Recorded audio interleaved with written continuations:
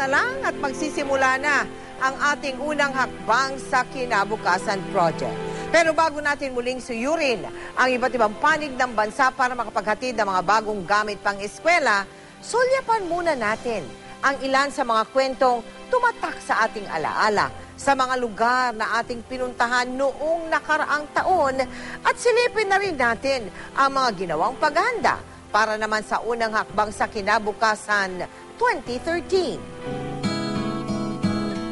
Ang kanilang mga pangarap ay hindi naiiba sa karamihan.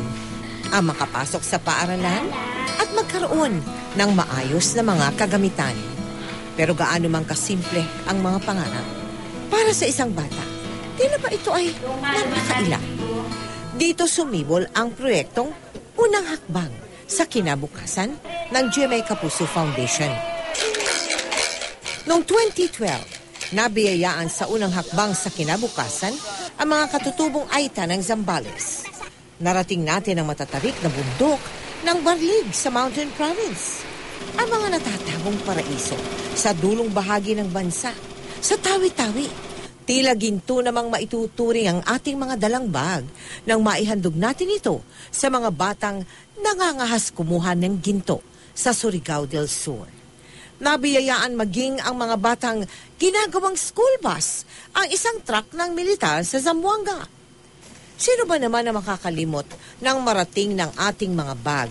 Sina Lola Gloria at ang kanyang mga apo na matyagang nagsasagwan mula sa malayong isla ng Masbate.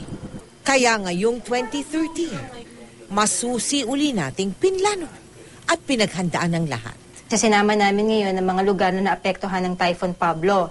At mula sa 45,000, 75,000 ng mga papasok ng grade 1 ang tutulungan namin ngayong taon. Bawat bag ay tinahinang may pagmamahal. Bawat gamit pang eskwela, kalaki pang dasal na sana wala ng batang titigil sa pag-aaral dahil sa kawalan ng gamit pang eskwela.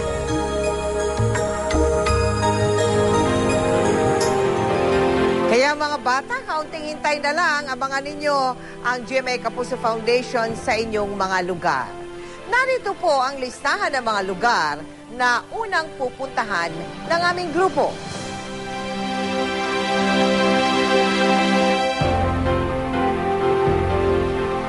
Samantala, kami po ito pusong nagpapasalamat sa Cut Unlimited Incorporated, sa Gotong Foundation at Evergotesco Malls sa inyong walang sawang pakikipagtulungan sa project na ito.